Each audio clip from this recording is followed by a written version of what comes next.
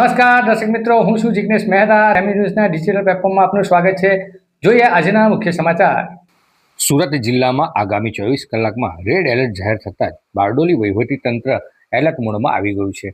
ભારે વરસાદની આગાહીને ધ્યાનમાં રાખી પ્રાંત અધિકારી જિજ્ઞાબેન પરમારની અધ્યક્ષતામાં આપત્તિ વ્યવસ્થાપકની સમીક્ષા બેઠક યોજાઈ હતી. હવામાન વિભાગે સુરત સહિત દક્ષિણ ગુજરાતમાં આગામી 24 કલાક દરમિયાન ભારેથી અતિભારે વરસાદની આગાહી કરી છે, જેને પગલે બારડોલી વહીવટીતંત્ર દ્વારા તમામ જરૂરી તૈયારીઓ શરૂ કરવામાં આવી છે. પ્રાંત અધિકારી જિજ્ઞાબેન પરમારની અધ્યક્ષતામાં યોજાયેલી બેઠક બારડોલી ડિવિઝન હેઠળ આવતા તમામ તાલુકાઓની સ્થિતિ સમીક્ષા કરવામાં આવી હતી. નીચાણવાળા વિસ્તાર, નદી નાળાઓમાં પાણીનું સ્તર, સંભવિત જળબંબાકાર તેમજ બચાવ અને રાહત કામગીરી અંગે અધિકારીઓને જરૂરી સૂચનાઓ આપવામાં આવી. સંબંધિત તમામ વિભાગોને સતત સંકલનમાં રહી પરિસ્થિતિ પર નજર રાખવા તેમજ જરૂર પડે તો તાત્કાલિક કાર્યવાહી કરવા સૂચના આપવામાં આવી છે.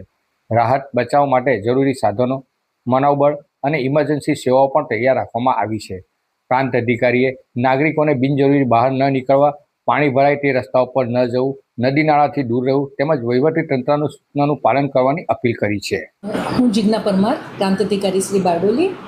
આ વિડીયોના માધ્યમથી મારા સબ ડિવિઝનના બારડોલી, અંબિકા અને મહુવા તાલુકાના લોકોને અપીલ કરવા માગું છું કે આગામી 24થી 48 કલાક દરમિયાન ભારેથી અતિભારે પવન સાથે વધારે વરસાદની શક્યતા છે. આવતીકાલે આપણો જિલ્લો રેડ એલર્ટ ડિક્લેર કરવામાં આવેલ છે, જેથી વધારે વરસાદ પડવાની શક્યતા છે. જેથી નીચાણવાળા વિસ્તારોને જે લોકો રહે છે તેમને મારે વિનંતી કરવી કે જ્યારે પણ તંત્ર દ્વારા આપને આગમચેતીના ભાગરૂપે સ્થળાંતર કરવા માટે સૂચનાઓ આપવામાં આવે, આપ એમાં સહકાર આપવો અને તાત્કાલિક સ્થળાંતરમાં મદદ કરો. આ ઉપરાંત જ્યારે આપણા ઓવરટોપિંગ રસ્તાઓ છે, રસ્તાઓ પરથી પાણી પસાર થઈ રહ્યું હોય ત્યારે પોલીસ વિભાગ અને સ્થાનિક વહીવટીતંત્ર દ્વારા રસ્તાઓ બંધ કરવામાં આવે છે. એ ટાઈમે પણ આપ આવા રસ્તા ઉપરથી પાણી જતું હોય તો તેમાંથી પસાર થવાની જોખમ ના લો.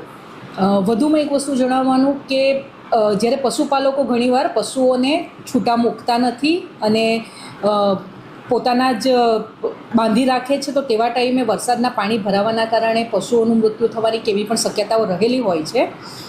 જેથી પશુપાલકોને પણ વિનંતી કે એમને ઊંચાણવાળા વિસ્તારમાં શિફ્ટ કરી દેવામાં આવે અથવા એમને છોડી દેવામાં આવે, જેથી પશુઓ સલામત સ્થળે પહોંચી શકે.